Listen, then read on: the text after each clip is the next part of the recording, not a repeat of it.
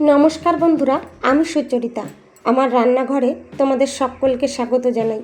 আজকে আবারও চলে এসেছি তোমাদের কাছে একটা নতুন রেসিপি নিয়ে। আজকে আমি তোমাদের সঙ্গে খারকোল বাটা রেসিপিটা শেয়ার করে নেব। আমি আমার মতো করেই এই রেসিপিটা তৈরি করেছি। তবে এইভাবে এই বাটাটা তৈরি করলে খেতে কিন্তু দুর্দান্ত লাগে, গরম ভাতের সঙ্গে একদম জমে যায়। দেখো, এই রেসিপির জন্য প্রথমেই আমি 1 আটি খারকোল নিয়েছি। এবার এই খারকোল কেটে ধুয়ে পরিষ্কার করে নেব। দেখো, আমি এখানে খারকোলের শাকগুলো আলাদা করে নিয়েছি আর ডাঁটাগুলোও আলাদা করে নিয়েছি। আলাদা করে কেটে ধুয়ে পরিষ্কার করে নিয়েছি। কতগুলো রসুনের কোয়া ছাড়িয়ে নিয়েছি আর পরিমাণ মতো কাঁচা লঙ্কা নিয়েছি। লঙ্কার পরিমাণটা তোমরা তোমাদের পছন্দ মতো নেবে, যেমন ঝাল খেতে পছন্দ করো সেই হিসেবে লঙ্কা নেবে। গ্যাস ওভেন অন করে একটা কড়াই গরম করে এর মধ্যেই পরিমাণ মতো সর্ষের তেল দিয়েছি। তেলটা একটু নেড়েচেড়ে নেব। সর্ষের তেল খুব ভালোভাবে গরম করে নেব। তেলটা গরম করে নিয়েছি। এবার এর মধ্যে রসুনের কোয়াগুলো ছেড়ে দিলাম আর দিয়ে দিলাম একটা শুকনো লঙ্কা 2 টুকরো করে। একটু নেড়েচেড়ে নেব। রসুনের কোয়াগুলো হালকা রং ধরা পর্যন্ত অপেক্ষা করব। তোমরা দেখতেই পেলে বন্ধুরা যে আমি এখানে কালো জিরে ব্যবহার করিনি। কালো জিরে না দিয়ে এইভাবে একবার এই খারকোল বাটাটা রান্না করে দেখো, খেতে কিন্তু দারুণ লাগে। দেখো, এখানে আমি রসুনের কোয়াগুলো একটু ভেজে নিয়ে এর মধ্যেই কাঁচা লঙ্কা অ্যাড করে দিলাম। কাঁচা লঙ্কা দিয়ে একটু নেড়েচেড়ে নেব। এখানে আমি কাঁচা লঙ্কাটাও একটু ভেজে নেব। তোমরা যে সমস্ত বন্ধুরা আমার এই ভিডিওটা দেখছো অথচ একটা লাইক দিতে ভুলে গেছো, তোমাদের কাছে অনুরোধ রইল, প্লিজ একটা লাইক দিয়ে ভিডিওটা কন্টিনিউ করো তোমরা। দেখো, এর মধ্যেই আমি খারকোলের ডাঁটাগুলো অ্যাড করে দিয়েছি। খারকোলের ডাঁটাগুলো দিয়ে একটু নেড়েচেড়ে নেব।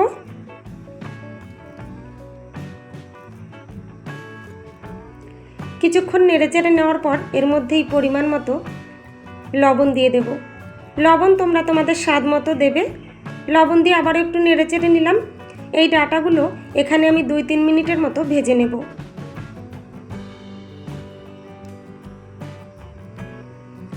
2-3 মিনিটের মতো ভেজে নিয়েছি। এবার এর মধ্যে খারকোলের শাকগুলো দিয়ে দেব। দেখো, এখানে আমি শাকগুলো দিয়ে দিলাম। এবার এই শাকের মধ্যেই পরিমাণ মতো হলুদ গুঁড়ো অ্যাড করে দিলাম। হলুদ গুঁড়ো দিয়ে একটু নেড়েচেড়ে নেব। সব কিছুর সঙ্গে হলুদ গুঁড়ো মিশিয়ে নেব। আমার এই রেসিপিটা যদি তোমাদের ভালো লাগে বন্ধুরা, তাহলে একটা লাইক দিয়ে ভিডিওটা শেষ পর্যন্ত দেখার অনুরোধ রইল তোমাদের সকলের কাছে। দেখো, এখানে আমি কিছুক্ষণ নেড়েচেড়ে নিলাম। এবার ঢাকনা দিয়ে ঢেকে দেব। এই সময় গ্যাসের ফ্লেম মিডিয়ামে রেখে দেব। গ্যাসের ফ্লেম মিডিয়ামে রেখে আমি ঢাকনা দিয়ে ঢেকে দিলাম। যতক্ষণ না এই ডাঁটা আর শাক সেদ্ধ হচ্ছে ততক্ষণ ঢাকনা দিয়ে ঢেকে রান্না করে নেব। মাঝে মধ্যেই ঢাকনা তুলে একটু নেড়েচেড়ে নেব যাতে কড়াইতে লেগে না যায়। আমার অনেক বন্ধুরা এই খারকোল বাটার সময় আগে খারকোলগুলো সেদ্ধ করে নেয়। তবে আমি বলবো সেদ্ধ করে না নিলেও অসুবিধা নেই। এইভাবে খারকোল বাটাটা করলে খেতে ভীষণ ভালো লাগে। আর এই যে ঢাকনা দিয়ে ঢেকে রান্না করে নেওয়া হচ্ছে, এর ফলে এই ডাঁটাগুলো এমনিতেই সেদ্ধ হয়ে যাবে আর সেই সঙ্গে ভাজাটাও হয়ে যাবে। রেসিপিটা কেমন লাগলো সেটা কমেন্ট বক্সে কমেন্ট করে জানিও তোমরা। রেসিপিটা যদি খুব ভালো লাগে তাহলে বন্ধুদের সঙ্গে অবশ্যই একটু শেয়ার করে দিও। দেখো, এখানে আমি মাঝে মধ্যেই ঢাকনা তুলে নাড়াচাড়া করে নিচ্ছি, আবার ঢাকনা দিয়ে ঢেকে রান্না করে নিচ্ছি। এইভাবে যতক্ষণ না সেদ্ধ হচ্ছে ডাঁটা আর শাকগুলো ততক্ষণ রান্না করে নিয়ে ঢাকনা তুলে দিয়েছি। ঢাকনা তুলে দেওয়ার পরে কিছুক্ষণ ঢাকনা ছাড়াই ভেজে নেব। এগুলো একটু শুকনো শুকনো করে নেব। তোমরা যে সমস্ত নতুন বন্ধুরা আমার এই ভিডিওটা দেখছো অথচ আমার চ্যানেলটা সাবস্ক্রাইব করোনি, তোমাদের কাছে অনুরোধ রইল আমার চ্যানেলটা সাবস্ক্রাইব করে পাশে থাকা বেল বাটনটা প্রেস করে রেখো। এতে করে আমার রান্না করা রেসিপিগুলোর নোটিফিকেশন সবার আগে তোমাদের কাছে পৌঁছে যাবে। তোমরা তোমাদের সুযোগ সুবিধা মতো দেখে নিতে পারবে। দেখো এখানে এই খারকোল ভাজা একদম রেডি হয়ে গেছে। কতটা শুকনো শুকনো হয়েছে দেখো। এবার এগুলো আমি নামিয়ে নেব।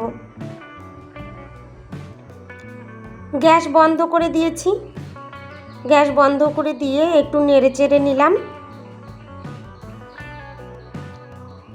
এবার একটা বাটিতে এগুলো নামিয়ে নেব। দেখো এখানে একটা বাটিতে নামিয়ে নিয়েছি, একটু ঠান্ডা হলে বেটে নেব। একটু ঠান্ডা করে নিয়েছি।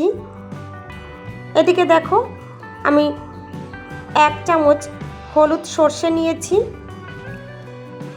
দেখো এখানে আমি একটা শিল নিয়েছি, এই শিলের মধ্যে ওই চামচের সর্ষেটা দিয়ে দিলাম।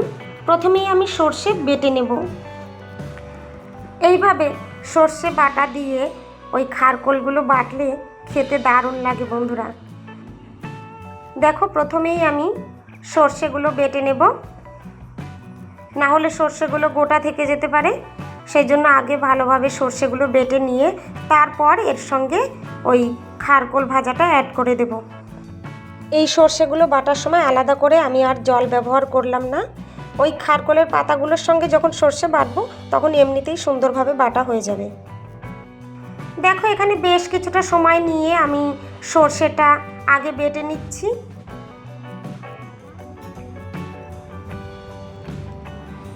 এবার এর মধ্যে ওই ভাজা খারকোলগুলো অ্যাড করে দেব। এখানে আমি ভেজে রাখা খারকোল অ্যাড করে দিলাম। এবার ওই সর্ষে আর খারকোল ভাজা একসঙ্গে বেটে নেব।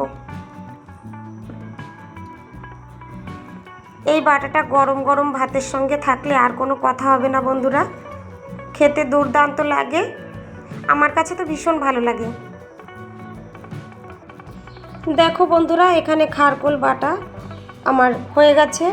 এবার এগুলো আমি শিল থেকে নামিয়ে নেব। দেখো বন্ধুরা এখানে আমি একটা প্লেট নিয়েছি। এই প্লেটের মধ্যেই এই খারকোল বাটা আমি নামিয়ে নিলাম। এবার দেখো এখানে 4 টুকরো লেবু আর একটা কাঁচা লঙ্কা দিয়ে আমি পরিবেশন করে দিয়েছি। দেখতে কতটা লোভনীয় লাগছে, খেতেও কিন্তু দারুণ লাগে বন্ধুরা। এইভাবে তোমরা একবার ট্রাই করে দেখতে পারো, আশা করি তোমাদের খুব ভালো লাগবে। অনেক ধন্যবাদ বন্ধুরা আমার এই ভিডিওটা শেষ পর্যন্ত দেখার জন্য, আমার পাশে থাকার জন্য।